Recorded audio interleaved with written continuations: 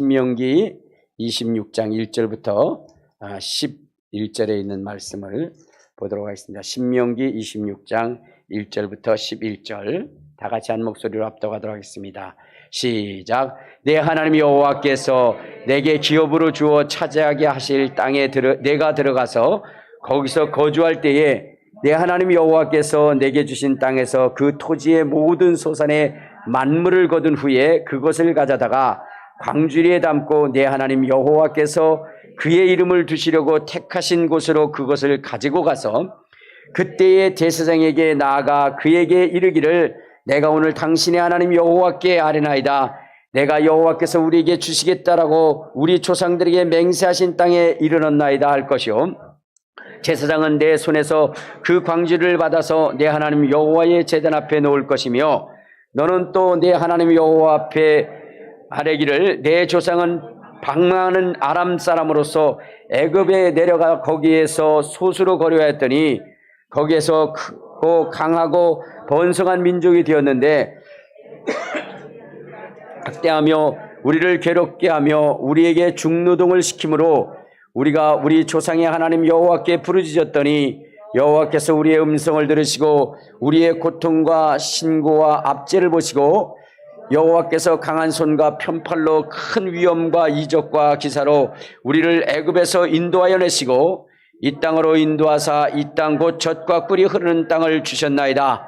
여호와여 이제 내가 주께서 내게 주신 토지 소산의 만물을 가져온나이다 하고 너는 그것을 내 하나님 여호와 앞에 두고 내 하나님 여호와 앞에 경배할 것이며 내 하나님 여호와께서 너와 내 집에 주신 모든 복으로 말미암아 너는 레위인과 너희 가운데에 거류하는 객과 함께 즐거워할지니라.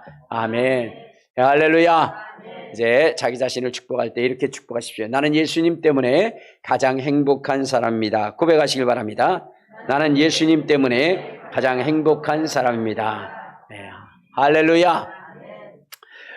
1620년 9월 16일 자기의 정든 땅, 자기를 지켜줬던 조국을 버리고 미지의 땅, 한 번도 가보지 못했던 땅, 그곳에서 무슨 일을 만날지도 모르는 기약 없는 그러한 그 항해를 시작한 102명의 승객이 있었습니다. 이들은 오직 믿음을 지키기 위해서 자기의 조국을 버리고 머나먼 이국 땅을 향하여 달려갔던 것입니다. 언젠가 하나님의 복음이 들어와서 그 영국이라고 하는 나라를 강하게 했지만 그러나 그들은 로마 교황충과 결탁하여 하나님의 말씀을 변질시킴으로 말미암아 이제는 참된 신앙, 하나님의 말씀대로 순종하고자 하는 그러한 그 개척 정신을 가지고 머나먼 이국 땅을 향하여 달려갔던 것입니다. 그들의 앞길에는 풍랑이 있었고 그리고 그들의 앞길에는 위험이 있었습니다. 항해 도중에 2명이 죽고 이제 그 이국 땅에 내려서 얼마 되지 않아 풍토병으로 인하여 그때 함께했던 그 떠난 사람들의 절반이 죽임을 당하는 그러한 그 고통을 겪었습니다. 그럼에도 불구하고 그들은 첫 해에 그러한 그 농사한 그러한 그 작물을 하나님 앞에 드리며 추수감사 예배를 드렸던 것입니다. 이것이 바로 오늘 우리가 드리는 이 추수감사절의 유래인 것입니다. 그러면 그들은 왜 그 사랑했던 그리고 추억이 있었고 행복이 있었고 꿈과 미래가 있었던 그 조국을 버리고 그 머나먼 이국에 갔으며 거기서 그들은 정말로 고난과 환경의 그 어려움을 겪으면서도 그들이 왜 하나님 앞에 감사를 했던 것일까? 오히려 정말로 오직 주님의 뜻대로 살고자 하는 그 인생의 삶 가운데 하나님의 축복이 있지는 않고 오히려 수많은 사람들의 죽음 앞에서 원망하고 불평해야 되는데 그러지 않냐고 오직 그들이 하나님 앞에 감사했던 이유는 무엇이었을까? 그것은 다른 것이 아니라 정말로 이스라엘의 그 절기를 통해서 하나님이 우리의 인생들에게 바라시는 것이 무엇인지를 알게 하는 것입니다. 여러분 오늘 우리가 예수를 믿고 예수를 의지하며 나가는데 우리를 향한 예수 믿는 사람들을 향한 하나님의 뜻은 무엇일까? 그것은 다른 것이 아니라 우리 한번 데살로니가전서 5장 18절에 보면 이런 말씀이 있습니다. 5장 18절.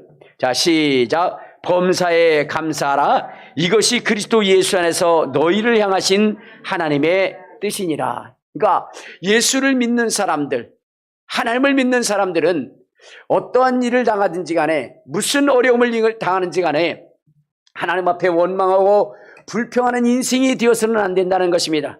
도리어 하나님 앞에 감사하고 하나님께 영광을 돌리는 그러한 인생으로 살아가는 것, 이것이 하나님이 우리를 향한 뜻이라는 것입니다. 고난을 당할 때에도 여러분 감사하는 말을 하는 거예요. 우리 한번 성경을 한번 봅시다. 베드로전서 2장 우리 18절에 보면 이러한 말씀을 하십니다. 자, 베드로전서 2장 18절. 자, 시작. 사환들아, 범사에 두려움으로 주인들에게 순복하되 선하고 관용하는 자들에게만 아니라 또한 까다로운 자들에게도 그리하라. 부당하게 고난을 받아도 하나님을 생각함으로 슬픔을 참으면 이는 아름다우나 죄가 있어 매를 맞고 참으면 무슨 칭찬이 있으리요.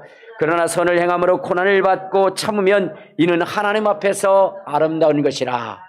그러니까 여러분, 우리가 이 세상을 살아가다 보면 억울한 일을 당하고 답답한 일을 당한다는 겁니다. 그럴 때에 여러분, 우리가 하나님 앞에 원망하고 불평할 것이 아니라 오히려 참고 인내하고 경배함으로 하나님 앞에 감사하며 살아가면 그 인생이 아름답다는 것입니다. 그 인생이 복되다는 거예요. 그러므로 오늘 우리는 하나님 앞에 정말로 감사하며 살아갈 수 있는 그러한 인생이 되시기를 주님의 이름으로 축원합니다. 하나님께서 이스라엘 백성들에게 절기라고 하는 것을 주었어요. 그래서 큰 절기가 있는데 우리는 그것을 7대 절기라고 합니다. 그런데 이 7대 절기 중에 이스라엘 백성들에게, 이스라엘의 그러한 그 장정들에게 하나님이 명령하신 것이 있는데, 이스라엘의 각 지역에 흩어져 있는 그 남자들은 반드시 세 번의 절기 속에서 예루살렘의 하나님의 성전에 와서 하나님 앞에 그 얼굴을 보이라고 이렇게 말씀을 하셨습니다. 그 세 절기가 뭐냐면 6월절과 그리고 77절과 그리고 장막절입니다. 이 세 절기에는 하나님이 반드시 이스라엘에 흩어져 있는 그 모든 인생들이 다 예루살렘에 와서 하나님의 얼굴을 뵙도록 했어요. 자, 그런데 여러분, 이 세 절기가 어떤 절기기에 하나님이 이스라엘 백성들에게 오라 하셨을까? 그것은 다른 것이 아니라 이 세 절기는 감사의 절기입니다. 감사의 절기. 그러니까 여러분, 6월절이라고 하는 것은 어떤 날에 감사냐면 이스라엘 백성들이 애굽에 종살이라 했을 때에 그때에 하나님께서 어린 양의 그러한 죽음을 통해서 이스라엘 백성을 애굽에서 건져낸 때가 뭐냐? 6월절이라는 게. 그러므로 종살이의 삶에서 벗어나게 하신 것에 대한 감사, 그 감사의 절기가 바로 6월절이라는 거예요. 그리고 여러분, 77절이라고 하는 것, 우리가 오순절이라고도 하는데, 이 절기에는 이스라엘 백성들이 그 광야, 먹을 것도 없고 입을 것도 없는, 마실 것도 없는 그 삶 속에서 하나님이 이스라엘 백성들을 지키고 보호하고 그들의 발이 부르트지 않고 그들의 신이 헤어지지 않고 그들의 옷이 헤어지지 아니하며 하나님이 그들에게 만나와 매출하기를 주고 하나님의 성전으로 그들을 선택하고 부르고 하나님의 말씀을 심었던 그날에 대한 감사, 그 감사의 절기가 바로 오순절인 것입니다. 77절이에요. 그리고 이제 마지막 절기, 이 수장절이라고 하는 것은 무엇이면 이스라엘은 여러분 땅이 없었어요. 그들에게는 자유가 없었습니다. 그들은 종이었고 그렇기 때문에 자기의 소유가 없었던 겁니다.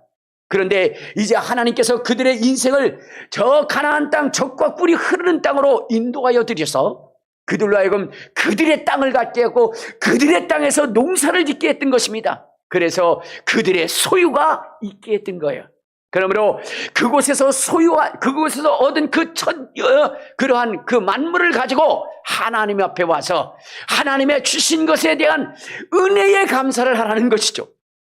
영적으로 보면 여러분, 유월절이라고 하는 것은 우리의 인생이 마귀 사단의 종노릇했던 이러한 삶에서 벗어나서 이제는 하나님의 자녀가 되게 하시는 이 놀라운 구원의 은총과, 여러분 정말로 우리의 인생 육신의 욕망과 욕심을 따라갔던 세상의 향락을 따라갔던 우리의 인생이 이제는 하나님의 성전이 되어서 성령의 인지하심을 통하여 거룩함에 이르는 너무나 존귀한 인생이 되어버린 이것에 대한 은혜요. 이제는 여러분, 수장절이라고 하고 장막절이라고 하는 이것은 이제 천년왕국이 되면 그 속에서 우리가 왕노릇하고 또 저 하늘나라를 상속받는, 그래서 그곳에서 열골을 다스리는 왕의 권세로서 영광을 얻는 인생으로서의 그러한 그 축복을 받는 것을 의미하고 있는 것입니다.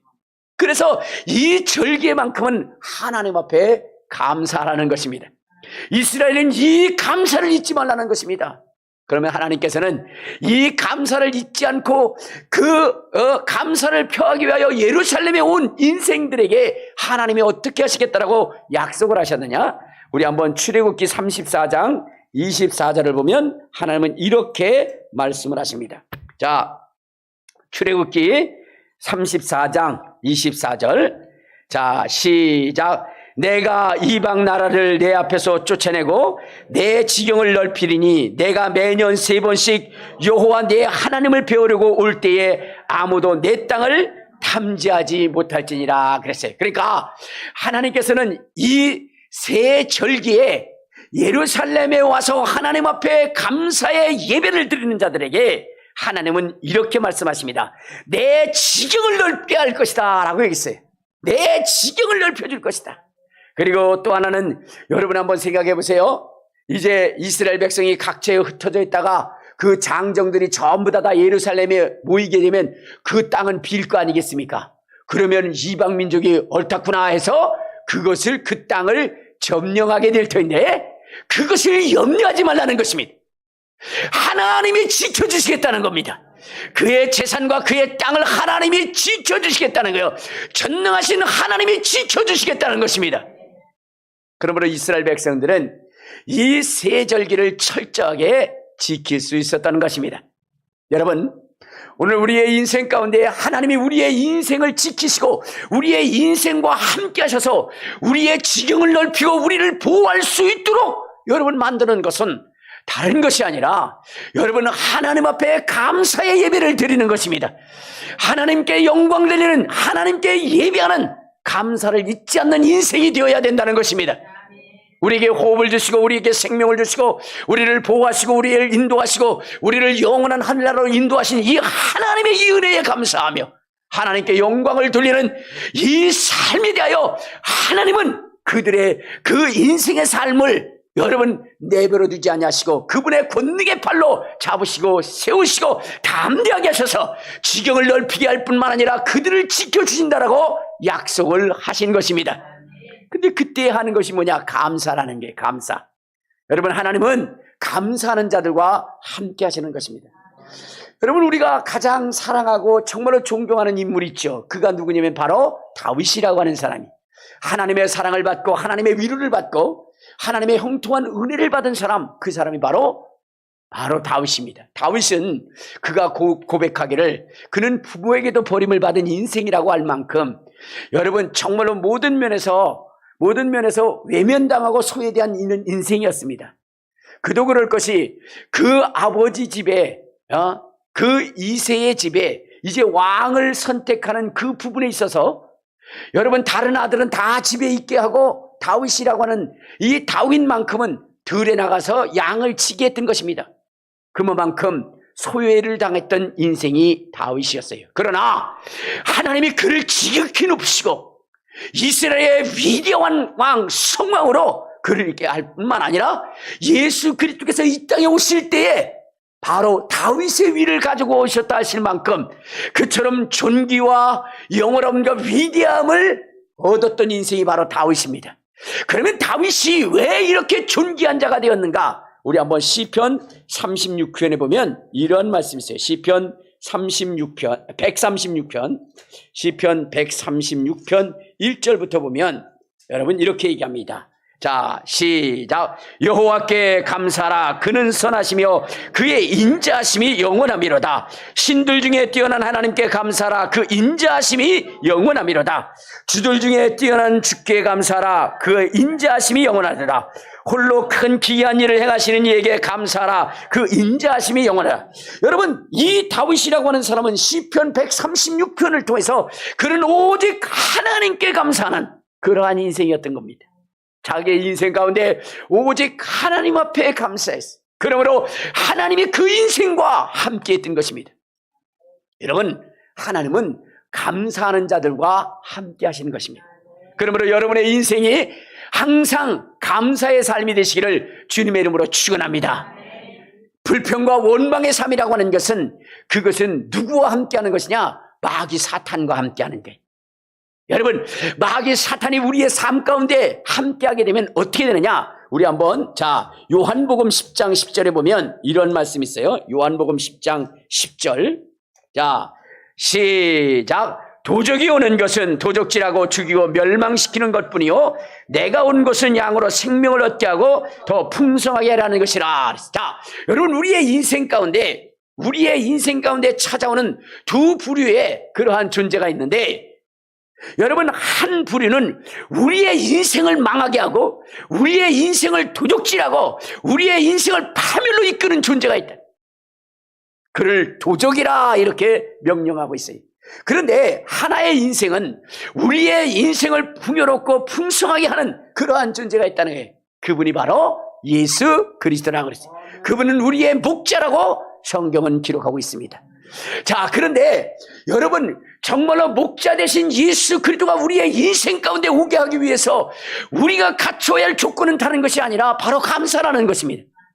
예수 그리스도에 향해서 너희를 향한 하나님의 뜻은 이것이니 곧 범사에 감사하라. 우리가 범사에 감사하게 되면 우리의 생명을 풍요롭게 하시는 예수 그리스도가 우리에게 오시는 것이고 하나님이 우리와 함께 하신다는 것입니다. 그러나 원망과 불평의 삶을 가지고 간다고 한다면 여러분, 누가 오는 것이냐? 마귀 사단이 들어오는 거예요. 귀신이 들어오는 거예요. 그가 들어오면 어떻게 하느냐? 우리 한번 마태복음 12장에 보면 이런 말씀이 있어요. 마태복음 12장 43절부터 45절에 보면 이런 말씀이 있습니다. 시작. 더러운 귀신이 사람에게서 나갔을 때에 물 없는 곳으로 다니며 쉬기를 구하되 쉴 곳을 얻지 못하고 이에 이르되 내가 나온 내 집으로 돌아가리라 하고 와보니 그 집이 비고 청수되고 수리되었거늘 이에 가서 저보다 더 악한 귀신 7을 데리고 들어가서 거하니 그 사람의 나중 형편이 전보다 더 심하게 되니라. 이 악한 세대가 또한 이렇게 되리라. 그러니까 여러분, 귀신이 들어오고 나면 우리의 인생을 파괴시키는 것. 우리의 인생으로 하여금 병들게 하고 우리의 환경을 고통스럽게 만드는 것입니다. 그러므로 우리는 절대로 마귀의 사단이 우리의 인생 가운데, 우리의 삶 가운데 두르지 못하도록 그것을 막아내야 되는 것입니다. 여러분, 이 악한 사단이 우리 속에 오면 3대 저주를 받게 되는데, 첫째는 환경의 복이요, 둘째는 육신의 질병의 고통이요. 여러분들, 마귀가 들어오면 어떻게 된다고요? 3대 저주를 받아요. 첫째는 뭐라고? 환경의 저주. 두 번째는 우리 육신의 질병. 세 번째는 영혼의 멸망입니다. 마귀가 들으면, 사단이 들으면, 귀신이 들으면 우리를 그렇게 해요. 그러나 여러분, 예수님이 우리 속에 들어오면 우리는 3대 축복을 받게 되는데, 첫째는 뭐요? 우리 환경의 복이요, 우리 육신의 건강의 복이요, 세 번째는 뭐요? 저 영원한 영생의 복을 받게 되는 것입니다. 그러므로 우리의 인생 가운데 누가 들어오도록 해야 돼요? 예수님이 들어오도록 해야 돼요. 그런데 원망하고 불평하게 되면 그러면 누가 들어와요? 마귀, 사탄, 귀신이 들어오는 거예요.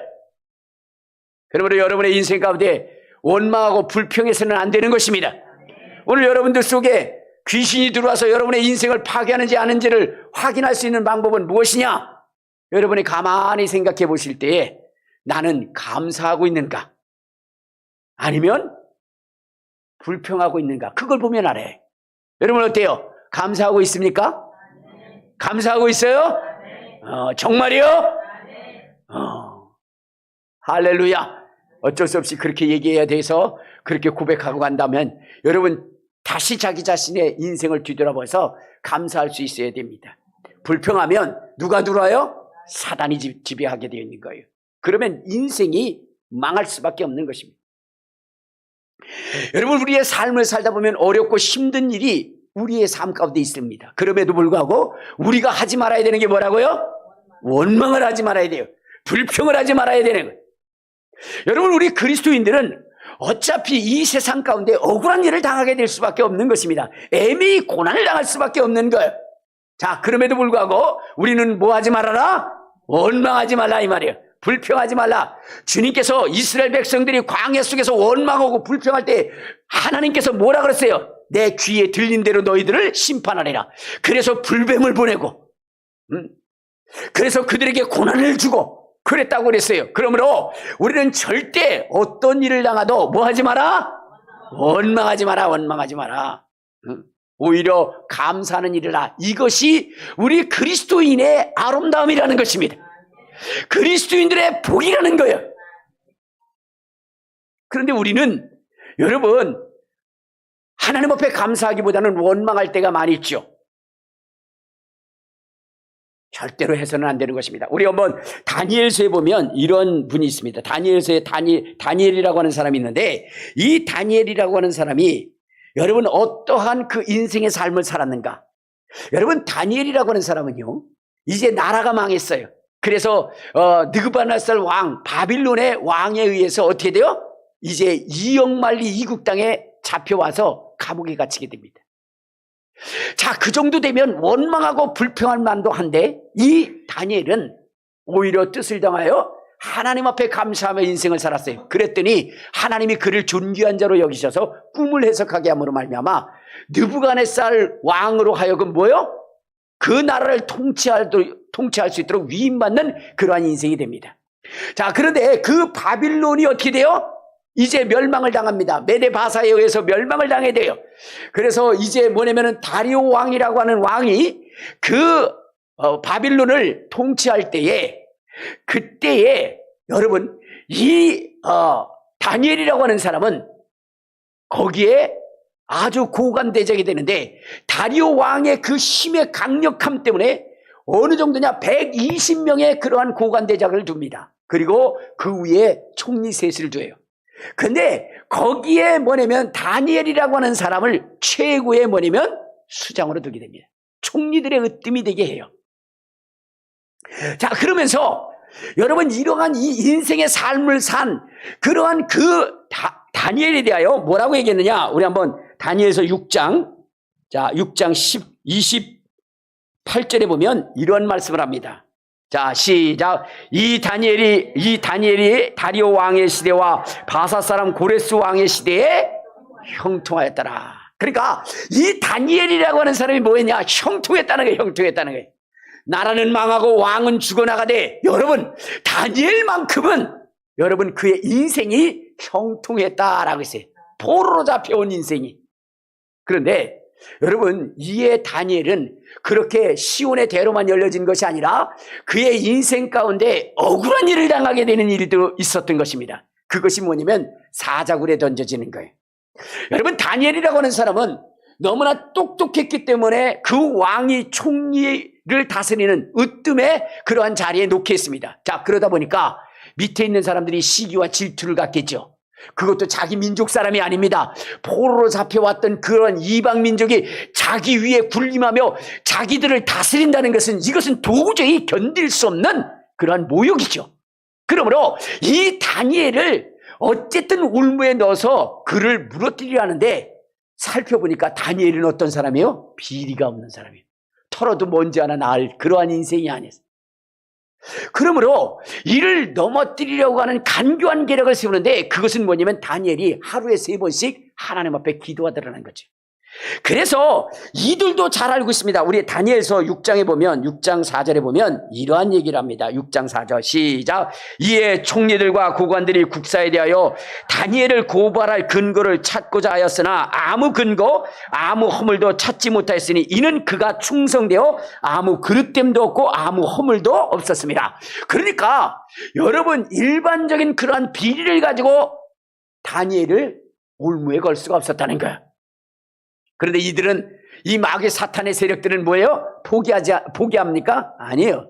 이들은 끝까지 물고 들어지는데 무엇을 하느냐? 바로 그가 가진 그 신앙, 그 믿음을 통해서 그를 올무에 잡아넣고자 하는 것이죠.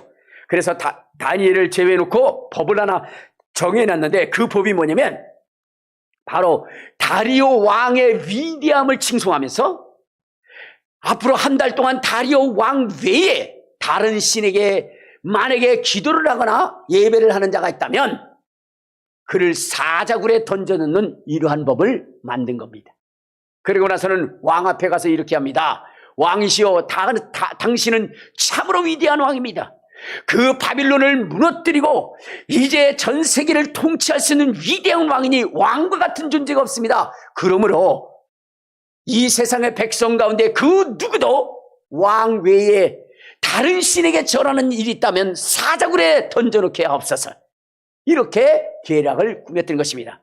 왕은 자기를 칭송하고 높이니 거기에 조서에 도장을 찍게 됩니다. 이것은 바로 무엇이냐? 다니엘을 사자굴에 던져놓기 위한 물무였죠. 자, 여러분 이러한 상황이 된다고 한다면 여러분들은 어떻게 하겠습니까? 여러분들 같으면 어떻게 할까요? 자, 여러분들이 신앙생활을 잘 해왔습니다. 하나님이 원하시는 대로 하나님의 뜻하시는 대로 신앙생활을 잘 해왔습니다. 자, 그런데 이러한 올무에 걸리게 된다면 여러분들은 하나님 앞에 어떻게 하겠어요? 이렇게 하지 않을까요? 하나님! 무엇 하시는 것입니까? 내가 하나님 앞에 그렇게 충성되게 일했다면 나를 지켜줘야 될 거 아닙니까? 이 올무에서 벗어나게 되어야 할 거 아닙니까? 나로 하여금 알게 하고 그래서 이것을 커버하게 하고 일이 일어나지 않도록 그렇게 만들어야 되는 것 아닙니까? 라고 하나님 앞에 원망과 불평의 소리는 하지 않을까요? 그런데 다니엘은 그렇지 않았습니다. 우리 한번 6장 10절을 한번 봅시다. 6장 10절. 자, 시작. 다니엘이 이 조서에 왕의 도장에 찍힌 것을 알고도 자기 집에 돌아가서는 윗방에 올라가 예루살렘을 향한 창문을 열고 전에 하던 대로 하루 3번씩 무릎을 꿇고 기도하여 그의 하나님께 감사하였다라. 뭐 했다라고요? 감사했다라는 거예요. 자기가 지금 올무에 걸려 들어갈 형편입니다. 사자굴에 던져질 형편입니다. 그럼에도 불구하고 원망의 소리는커녕 오히려 감사했다는 거예요. 여러분, 그런데 우리는 우리의 죄로 말미암아 당하는 그러한 그 재앙도 하나님 앞에 원망할 때가 많이 있죠. 이 다니엘은 절대로 그가 잘못한 것이 없습니다. 뜻을 정하고 하나님 앞에 정말로 해야 되는 일이 있거나 죄 되는 일이 있다면 그것을 단호히 거부했던 사람입니다. 여러분, 비록 자기에게 유익되는 것이 있다 할지라도 우상의 제물이라면 그것을 먹지 않고 차라리 채소로 자기의 그 육체를 거룩하게 지켰던 사람이 바로 다니엘이었습니다. 그럼에도 불구하고 하나님이 그 올무 앞에 손을 쓰지 않았다? 얼마나 원망하고 불평하겠습니까? 그러나 다니엘은 그러지 않고 오히려 감사했다라는 겁니다. 그러므로 하나님께서 그의 인생을 지키시고 사자굴에 던져졌지만 그 속에서 벗어나게 하시고 도리어 그의 대적들을 그 사자굴에 던져지게 해서 그 정적들을 제거하도록 그렇게 하셨던 것입니다. 여러분, 우리의 신앙 가운데 우리의 신앙이 여러분 가장 하나님의 도우심과 인도하심을 받게 하기 위해서 중요한 것은 감사하는 거예요. 감사하는 것입니다. 감사는 여러분의 인생이 되시기를 주님의 이름으로 축원합니다. 주님의 이름으로 축원합니다. 고난을 당해도 역경을 당해도 하나님 앞에 감사하면 아까 출애굽기 34장 24절에 말씀하신 것처럼 지경을 넓히시고 그의 인생을 하나님이 지켜주시겠다. 여러분, 그 청교도들이 영국을 떠나서 여러분 그 미국 땅에 갔을 때 그 수많은 사람들이 죽었어요. 그럼에도 불구하고 그들이 감사함에 200년이 되지 않는 나라가 초강대 국가가 됐고 초인류 국가가 됐고 전 세계를 지배하고 다스릴 수 있는 그러한 나라가 되었을 것입니다. 하나님 앞에 감사하는 인생들에게 하나님이 약속하신 것을 지켜주신다는 것입니다. 그러므로 우리는 감사하는 인생이 되어야 되는 것입니다. 원망하고 불평하는 인생이 되어서는 안 되는 것입니다. 감사하시길 바랍니다. 무슨 일을 만나든지 감사해야 되는 것입니다. 무슨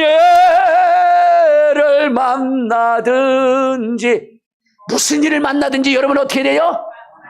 감사하면 만사형통하리라. 무슨 일을 만나든지 감사하면 만사형통하리라. 감사하시길 바랍니다. 그런데 여러분 감사할 이 조건 속에서도 원망하고 불평한다 이 말이요. 그렇게 되면 어떻게 될까요? 무슨 일을 만났을 때 감사하지 않고 원망하고 불평하면 쪽박차고 말리라. 무슨 일을 만날 때에 감사하지 않으면 쪽박차고 말리라. 그렇습니다. 무슨 일을 만나든지 우리는 감사할 수 있는 인생이 되어야 되는 거예요. 여러분, 불평은요 마귀가 역사하게 만드는 거예요. 마귀가 우리를 지배하게 만드는 거예요. 그러나 감사는 하나님이 우리의 인생 가운데 하나님의 역사를 하게 된다는 거예요. 여러분, 아주 충성되게 일하시는 그 권사님이 한 분 계셨어요. 그분은 정말로 하나님 앞에 충성되게, 모든 사람들이 정말로 권사님 같으신 분 없다라고 그렇게 존경할 그러한 분이었는데, 근데 이분에게도 뭐가 있어요? 하나의 그러한 그 핸디캡이 있었어요. 그것은 뭐냐면 남편이 교회를 나오지 않는 거야. 그리고 교회를 나오지 않을 뿐만 아니라 이 남편은 뭐요? 권사님은 주님을 모시는데 이 권사님의 남편도 주님을 모셔. 그래가지고 술독에 한번 빠지면 헤어나지를 못하는 거야. 말로 술을 드시고 그리고 그럴 뿐만 아니라 술을 드시고 나면 자기 혼자만 마시면 좋겠는데 뭐냐면 온 사람을 불러다 놓고 같이 술을 마시고 그 돈을 다 지가 내는 거야. 그러니까 속이 뒤집어지는 거야. 그리고 나서는 여러분들 어떻게 돼요? 밤 1시, 2시에 집에 들어와. 그래가지고 피곤한 사람 깨워놓고 지 혼자 뭐냐면 드렁드렁 코를 골면서 잠을 자는 거야. 그러니까 이 권사님이 얼마나 속상한지 모르는 거야. 권사님의 남편이 그러니까 다른 것은 다 좋은데 그러한 그 약점이 있는 거예요. 그러니까 이 권사님의 입술 속에서는 뭐밖에 안 나와요? 원망각밖에 없는 거예요. 그래서 하나님, 내가 전생에 무슨 죄를 졌게. 아니, 우리는 전생이 없는데도 전생을 끌어들여, 남의 종교까지 끌어들여가지고 하나님 앞에 원망하고 불평을 한다 이 말이에요. 전생에 내가 무슨 죄를 지었길래 저 인간 만나가지고 내가 왜 이렇게 살아야 되느냐고 그러면서 하나님 앞에 기도합니다. 원망합니다. 불평합니다. 하나님, 내가 이렇게 충성하면 고쳐줘야 될 거 아니에요. 하나님이 왜 손을 놓고 계십니까? 그러면서 원망을 합니다. 그런데 어느 날 이 권사님이 참 마음의 밭이 좋아. 목사님이 그럼에도 불구하고 감사라는 그러한 그 설교를 듣게 된 거예요. 그래서 그날 밤에 집에 돌아갔습니다. 남편은 여전히 퇴근 시간이 돼도 돌아오지 않아요. 혼자 밥을 먹고 그리고 남편을 기다립니다. 1시가 넘고 2시가 됐을 때 그때 뭐냐면 들어오는 거예요. 들어가지고 그리고는 어떻게 돼요? 있는 대로 속 긁어놓고 그리고 지 혼자 드렁드렁 잠을 자는 거예요. 근데 그 앞에서 다 울고 그가 자고 있는 그 모습을 보면서 그러면서 감사의 조건을 찾기 시작했습니다. 여러분들, 남편이나 아내에게 감사의 조건을 찾는다는 게 쉽지가 않아요. 그죠? 부부 세미나에 가서 있을 때에 그 강사님이 그랬어요. 여러분, 여러분의 배우자에 대해서 정말로 뭐냐면 장점 50가지를 적으세요. 그랬더니 한 사람이 그리고 그 외에 모든 사람이 동조를 합니다. 강사님, 50가지의 뭐요? 약점을 찾으려면 단 5분 만에 쓸 수 있을 텐데 50가지의 장점을 찾으라는 거 이거 하루 이틀에도 안 됩니다. 모두가 다 그런 거예요. 자, 그런데 이 권사님이 그 지긋지긋한 남편 앞에서 감사의 조건을 찾기 시작하는데 또 찾으면 찾아져요. 그죠? 찾기 시작합니다. 어떻게 찾냐? 하나님 감사합니다. 우리 남편 술은 코가 삐뚤어지도록 뭐요? 먹을지라도 도박하지 않고 그 다음에 뭐요? 바람 피지 않는 거 감사합니다. 우리 남편 코가 삐뚤어지게 술을 마셔도 그래도 어때요?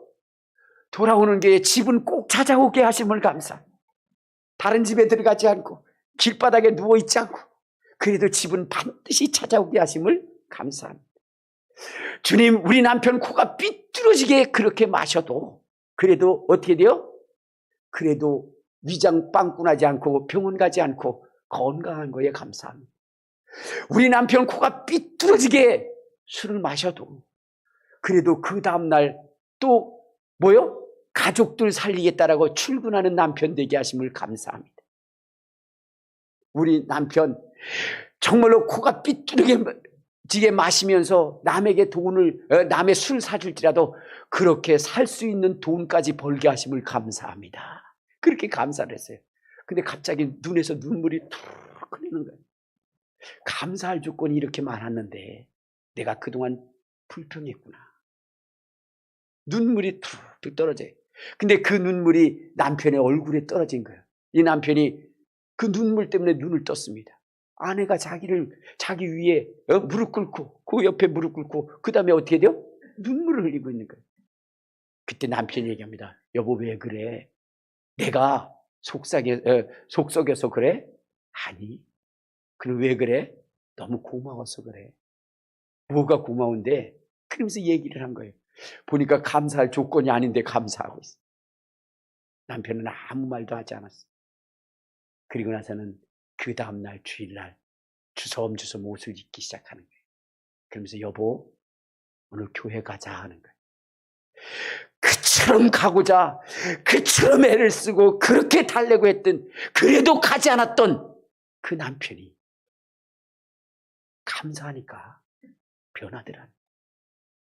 하나님 앞에 감사했더니 그 남편이 변한다. 여러분 감사는 하나님으로부터 하나님이 일하게 하시는 역사를 가져온다는 겁니다. 여러분 여러분의 인생이 변화되고 남편이 변하고 여러분의 사업이 여러분의 자녀가 변화되기를 원한다면 원망하지 말고 불평하지 말고 감사하시길 바랍니다. 청교도의 그러한 고난 속에서도 그들이 감사함으로 하나님의 초인류국가 최고의 강대국가를 이루게 해주신 것처럼 하나님의 약속은 반드시 이루어지는 것입니다. 감사하는 인생 되시길 바랍니다. 그리고 그 감사를 잊지 않는 인생이 되시길 바랍니다. 우리는 여러분 죄인 되었을 때 우리 주님이 우리를 구원해 주셨어요. 지옥 갈 우리의 인생을 우리 주님이 구원해 주셨습니다. 그분의 채찍맞음과 피 흘리심을 통해서 우리를 구원해 주셨습니다. 여러분 우리가 죄인 되었을 때 우리를 사랑한 사람 그분은 오직 예수 그리스도 한 분밖에 없는 것입니다. 누가 죄인을 사랑하며 누가 도둑질하는 자를 사랑하며 누가 불의한 자를 사랑할 수 있겠습니까? 그러나 우리를 사랑하신 분이 예수 그리스도예요. 우리는 그 사랑을 받은 사람입니다.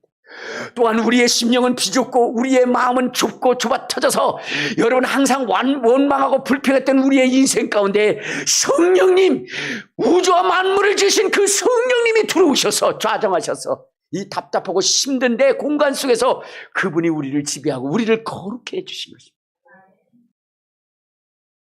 여러분 이러한 은혜가 어디 있겠습니까? 뿐만 아니라 지옥 갈 인생 아무것도 없이 빈털터리 인생 여러분 형벌받아야 할 우리의 인생을 하나님의 자녀로 삼으시고 정말로 하늘나라의 상속자가 되게 하시는 이 하나님의 이 은혜 여러분 우리는 이 은혜를 잃어버릴 때가 너무나 많이 있어요. 그러므로 우리의 인생에 여러분 고난이 오고 고통이 오고 저주가 오는 것입니다. 하나님은 너희는 결코 이 일을 잊지 말라라고 얘기했어요. 하나님이 너희를 구원한 그 은혜와 하나님이 너희를 사랑한 그 사랑과 너희를 인도하시는 그 은총을 잊지 마라라고 말씀하시는 것입니다. 그런데 우리는 조그만 재물 때문에 이 모든 것들을 잃어버렸어요. 결코 우리가 잊지 말아야 할 것들을, 그 소중한 것들을, 여러분, 우리는 썩어지고 없어질 것 때문에 잊어버리고 원망하고 불평해서 마귀 사단이 우리를 지배하게 만든다는 것입니다. 이제 저는 여러분들에게 말씀드리지만은 결코 하나님의 은혜를 잊지 않고 감사할 수 있는 여러분의 인생이 되시기를 주님의 이름으로 축원합니다. 주님의 이름으로 축원합니다. 저 영국의 그 오래된 외환은행 건물에는요, 그 건물 머리석에는, 머릿돌에는 이 뭐가 그려져 있냐면 메뚜기가 그려져 있대요. 메뚜기. 왜 건물에, 그 은행 건물에 메뚜기가 그려져 있을까? 그것은 다른 것이 아니라 어느 한 가정에 뭐냐면 마당에 메뚜기가 왔어요. 그 집 소년이 그 메뚜기를 잡으려 합니다. 근데 그 메뚜기가 여러분 자꾸만 날라서 튀는 거예요. 여러분들 보시면 알겠지만 메뚜기라는 놈이요 멀리 가지 않습니다. 그렇죠? 튀면은 한 4, 5m 정도에 가서 또 앉아요. 그러면 그걸 잡으러 또 갑니다. 거기 가서 잡으려면 또 휙 날아가지고 4, 5m를 가요. 차라리 멀리 날아가면 안 잡을 텐데, 그죠? 근데 이게 잡을 만한 그런 거리로 도망을 가요. 그러니까 그걸 잡으려고 계속 쫓아갑니다. 근데 이 메뚜기가 어디로 갔느냐? 산속으로 가버린 거예요. 그 아이는 그 산속까지 쫓아갑니다. 그런데 그 산속에 아이가 하나 있었던 거예요. 태어난 지 얼마 되지 않은 아이가 보자기에 쌓여 있었던 겁니다. 아이는 그 메뚜기를 쫓아왔다가 그 아이를 보고 집으로 뛰어가서 부모님에게 알립니다. 그 부모님들은 바로 어떻게 돼요? 그 아이의 그 이야기를 듣고 거기에 쫓아가서 보니까 아기가 있는 거예요. 그 아기를 데리고 와서 백방으로 그 부모를 찾았지만 그 부모는 어떻게 돼요? 찾을 수가 없었던 겁니다. 그래서 그 집에서 그 아이를 키우기 시작했어요. 훌륭하게 키웠습니다. 그는 정말로 공부도 열심히 했고, 그리고 정말로 수단도 있고, 그런 사업 수단도 있어서 결국 뭐냐? 은행을 그렇게 건설할 수 있는, 은행을 만들 수 있는 그러한 그 사장이 됐어요. 그때 그는 뭐냐면 자기의 그 은행 건물 앞에 그 메뚜기를 결코 잊지 않게, 그 메뚜기의 그 은혜, 그 사건을 결코 잊지 않겠다라고 하는 그 의미에서 거기에 메뚜기 그림을 그려놓고 평생을 보면서 그것을 잊지 않았다는 겁니다. 여러분, 오늘 우리의 인생, 우리를 구원하신 그 예수 그리스도의 그 은혜, 지옥 갈 수밖에 없는 그 죄에서 우리를 구원하신 그 예수 그리스도의 그 은혜를 우리는 무슨 일을 만나든지 간에 결코 잊지 말아야 되는데 우리는 그것을 잊고 살아간다는 거예요. 사랑하는 여러분, 여러분의 생애 가운데 무슨 일을 만나든지라도 이 은혜를 잊지 않는 사람들이 되시고, 또한 여러분 저 천국의 상속자가 되게 하신 하나님의 은혜, 성령의 은혜를 잊지 마셔서 하나님이 여러분의 인생을 책임지고 복되게 할 수 있는 거룩한 삶이 이 추수감사절에 이루어지시기를 주님의 이름으로 축원합니다. 우리